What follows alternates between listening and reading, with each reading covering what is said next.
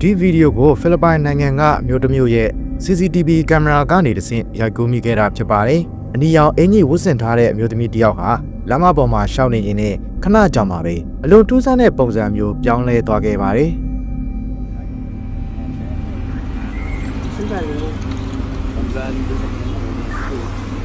Sa may Maligayas lang yan.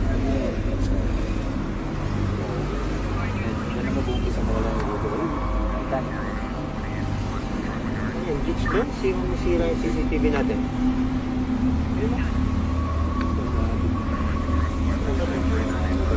Check kay Sanchez yung CCTV, bakit tingin? Patingin naman.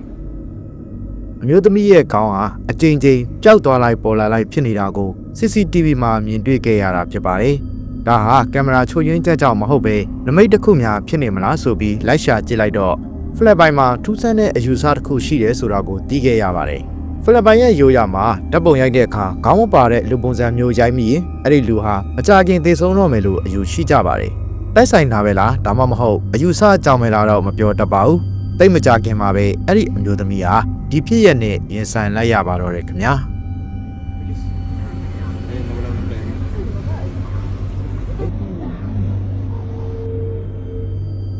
break ပေါက်ပြီးမောင်းလာတဲ့ကားတစ်စီးကသူမကိုဝင်တိုက်မိပြီးပြင်းထန်တဲ့ဒဏ်ရာကြောင့်အသက်ဆုံးရှုံးသွားခဲ့ပါတယ်။ဒါဟာဖိလစ်ပိုင်လူမျိုးတွေယုံကြည်နေကြတဲ့ကြိုတင်နမိတ်ကြောင့်ပဲလား။ဒီဗီဒီယိုကဖိလစ်ပိုင်ရဲ့ website တွေနဲ့လူမှုကွန်ရက်စာမျက်နှာတွေမှာလင်းမြန်စွာနဲ့ပြန့်နှံ့သွားခဲ့ပါတယ်။ဒါပေမဲ့ဒီဗီဒီယိုရဲ့မူရင်းအရင်းမြစ်ကိုတော့ဘယ်သူမှမသိရသေးပါဘူးခင်ဗျာ။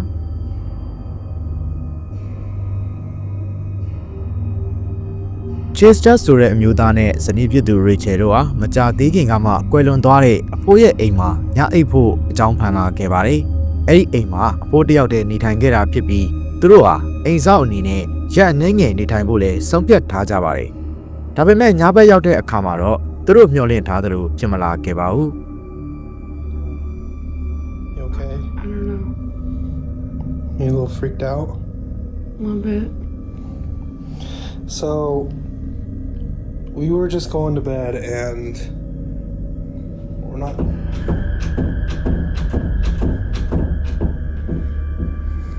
Let me just show you.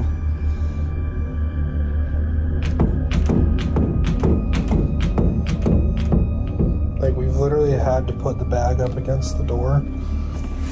because we're not sure.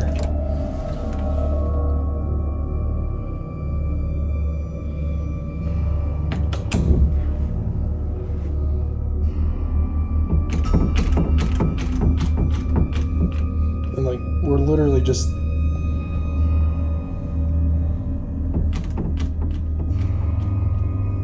သူတို့ဟာအိတ်တလုံးကိုတကားနှစ်ရံနဲ့ကတ်ထားရပါတယ်။အကြောင်းကတော့အိမ်ထဲမှာလေတိုက်တာမျိုးမရှိပေမဲ့အိတ်ခမ်းတကားကအလိုလျောက်လှုပ်ရှားနေလို့ဖြစ်ပါတယ်။သူတို့စုံတွေဟာထူးဆန်းတဲ့ဒီဖြစ်ရကြောင့်ထိတ်လန့်သွားပြီးပစ္စည်းတွေထုတ်ကာအိမ်ထဲကထွက်ခွာဖို့ဆုံးဖြတ်လိုက်ကြပါတယ်။ဒါပေမဲ့အဲ့ဒီအချိန်မှာပဲဒီယာတွေကပိုပြီးကြောက်စရာကောင်းလာခဲ့ပါတယ်။ Okay, so we're leaving.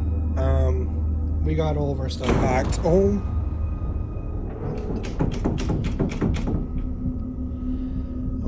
my gosh. Okay, yeah, we're out here. Rachel's already in the car. I'm leaving. Like, I don't know what's going on.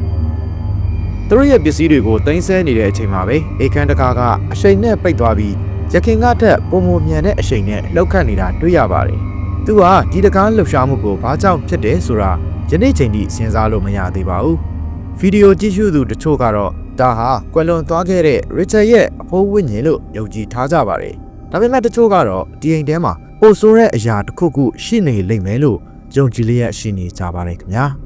။မနက်9:00နာရီခွဲအချိန်လောက်မှာမြို့သမီး2ယောက်ဟာတောင်တက်အဖွဲ့နဲ့အတူဖိလစ်ပိုင်ရဲ့တောအုပ်တစ်ခုစီကိုထွက်လာခဲ့ကြပါတယ်။ဒါပေမဲ့လန်ကီးတစ်လျှောက်ဓာတ်ပုံရိုက်ရင်အချိန်နည်းနည်းကြာသွားတာကြောင့်ရှေ့ကအဖွဲ့နဲ့လူစုကွဲသွားခဲ့ပါတယ်။ဒါကြောင့်ပဲသူတို့ဟာအဖွဲ့သားတွေကိုအမိလိုက်နိုင်ဖို့ခတ်သွက်လေးတောင်ပေါ်ကိုတက်လာခဲ့ကြပါတယ်။သူတို့တွေကတယောက်ကတော့ပြေးလွှားရင်နဲ့ vlog ဗီဒီယိုရိုက်ကူးနေတာလည်းတွေ့ရပါတယ်။ဒီချိန်မှာပဲထူးဆန်းတဲ့ဖြစ်ရတစ်ခုကိုအမှတ်မထင်ရိုက်ကူးမိခဲ့ပါတယ်။ Naliligaw. Wala ni mga kasama namin. Pero yung mga kasama namin, kailangan namin silang habulin kasi maliligaw kami. Gagi, malayo na sila.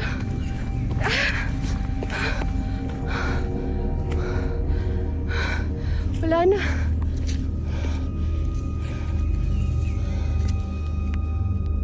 Đô laတိုင်းကတ်တုတ်တုတ်ရှောက်လာတဲ့အချိန်မှာပဲ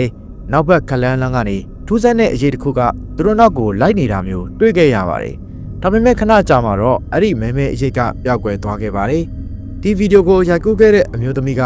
အဲ့ဒီအချိန်တုန်းကတောအုပ်ထဲမှာသူနဲ့သူ့တငယ်ချင်း2ယောက်တည်းရှိတာဖြစ်ကြောင်းအနောက်မှာတွေ့လိုက်ရတဲ့အရေးကဘာလဲဆိုတာကိုသူမှလည်းမသိကြောင်းပြန်လည်ရှင်းပြခဲ့ပါတယ်။ဒီတော့အဲ့ဒီအရာဟာလူတစ်ယောက်ရဲ့ပုံရိပ်လားဒါမှမဟုတ်တောအုပ်ထဲကနာနာဘာဝတကောင်ရဲ့ပုံရိပ်များလားပြိတ္တတို့ရောဘလို့ထင်ပါတယ်ခင်ဗျာ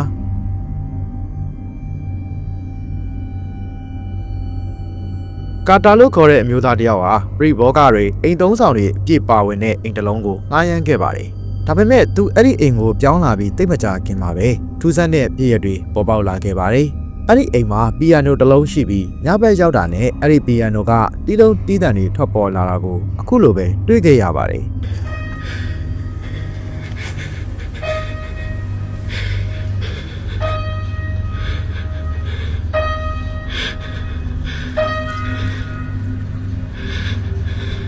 Who's there?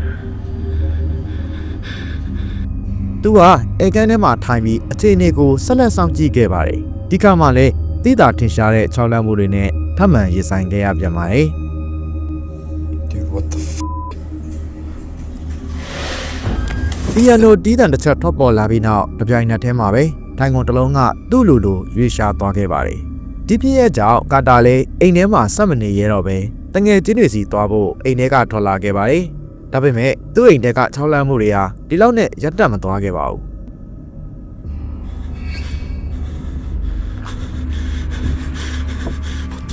။သူကားထဲဝင်ပြီးဆက်နှိုးနေတော့မှပဲအေကန်ထဲက TV ကသူ့လိုပွင့်လာတာတွေ့လိုက်ရပါတယ်။နောက်ပြီးအိတ်ခမ်းမီးတွေကလည်းမိတ်လိုက်ပွင့်လိုက်ဖြစ်နေခဲ့ပါတယ်။ဒါကတော့သူ့အတွက်နောက်ဆုံး6လက်ခံရခြင်းဖြစ်ပြီးနောက်နေ့မှာပဲကာတာဟာအဲ့ဒီအိမ်ကနေတခြားနေရာတစ်ခုကိုပြောင်းရွှေ့သွားခဲ့ပါတယ်။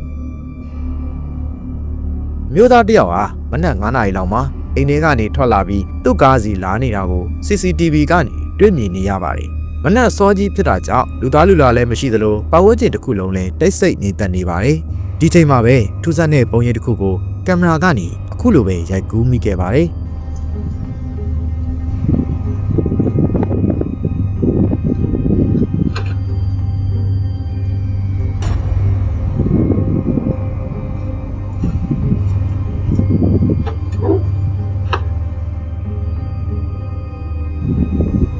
ကားရဲ့တစ်ဖက်ချမ်းကနေလူရိပ်ပုံတကန်အရာတစ်ခုရုတ်တရက်ပေါ်လာပြီးစမ်းကျင်ဘက်ကိုအလင်းမြန်ဖြတ်ပြေးသွားခဲ့ပါတယ်။နောက်ဆုံးမှာတော့အဲ့ဒီအရာဟာပြန်လည်ပြောက်ကွယ်သွားခဲ့ပါတယ်။အမျိုးသားကတော့အဆိုပါလူရိပ်ကိုအဲ့ဒီအချိန်တုန်းကမတွေ့ခဲ့ရဘူးလို့ပြောဆိုထားပါတယ်။တချို့ကတော့ဒါဟာကင်မရာအလင်းရိုင်ခြင်းဒါမှမဟုတ်ဉာဏ်ပညာချွတ်ယွင်းချက်ကြောင့်လို့ယူဆနေကြပြီးတချို့ကလည်းဒါဟာပရလောကသားတွေရဲ့ပုံရိပ်ဖြစ်နိုင်တယ်လို့ယုံကြည်နေကြပါတယ်။ဒီနေရာမှာမေးစရာရှိတာက